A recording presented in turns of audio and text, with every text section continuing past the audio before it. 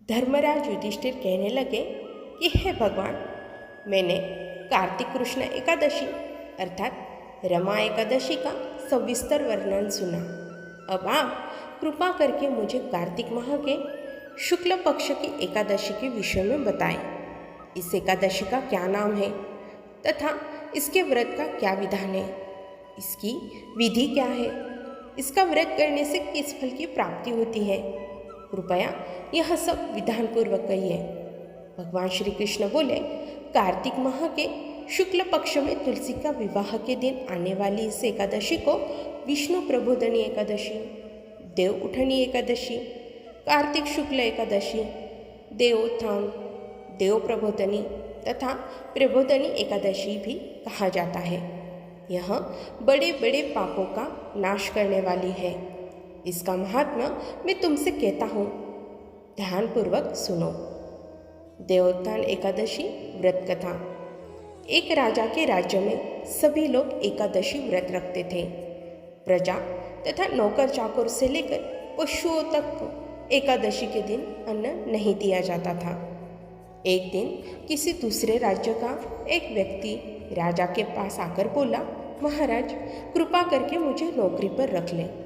तब राजा ने उसके सामने एक शर्त रखी कि ठीक है, मैं रख लेता हूँ, किंतु रोज़ तो तुम्हें खाने में सब कुछ मिलेगा, पर एकादशी के दिन अन्न नहीं मिलेगा। उस व्यक्ति ने उस समय तो हाँ कर ली, पर एकादशी के दिन जब उसे फलाहार का सामान दिया गया तो वह राजा के सामने जाकर गिड़गिड़ाने लगा, महाराज, इससे मेरा पेट नहीं भरेगा, मैं तो भूखा ही मर जाऊंगा, मुझे अन्न दे दो। राजा ने उसे शर्त की बात याद दिलाई, पर वह अन्न छोड़ने को तैयार नहीं हुआ। तब राजा ने उसे आटा, दाल, चावल आदि दे दिए। वह नित्य की तरह नदी पर पहुंचा और स्नान करके भोजन पकाने लगा। जब भोजन बन गया तो वह भगवान को बुलाने लगा और भगवान को भोग लगाने लगा। उसके बुलाने पर पीताम्बर धारण किए हुए भगवान चतुर्भुज रूप में आ पहुँचे तथा प्रेम से उसके साथ भोजन भी करने लगे। भोजन आदि करने के बाद भगवान अंतर्ध्यान हो गए तथा वह अपने काम पर चला गया।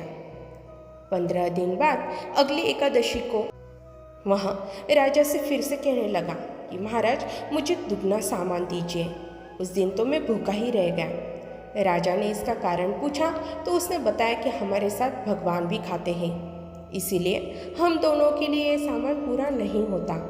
यह सुनकर राजा को बड़ा आश्चर्य हुआ। वह बोला, मैं यह बात नहीं मान सकता कि तुम्हारे साथ भगवान खाते हैं। मैं तो इतना व्रत रखता हूँ, पूजा करता हूँ, पर भगवान ने मुझे तो कभी दर्शन नहीं दिए।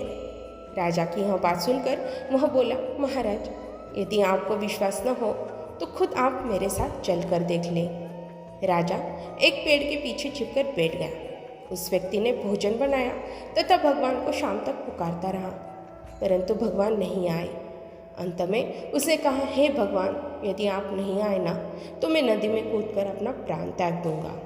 लेकिन भगवान फिर भी नहीं आए और जब वह प्राण त्यागने के उद्देश्य से नदी की तरफ बढ़ा और उसका प्राण त्यागने का दृढ़ इरादा जान शीघ्र ही भगवान उसके सामने प्रकट होकर उसे रोक लिया और उसके साथ बैठकर भोजन करने लगे। खा पी कर वे उसे अपने साथ विमान में बिठाकर अपने धाम ले गए।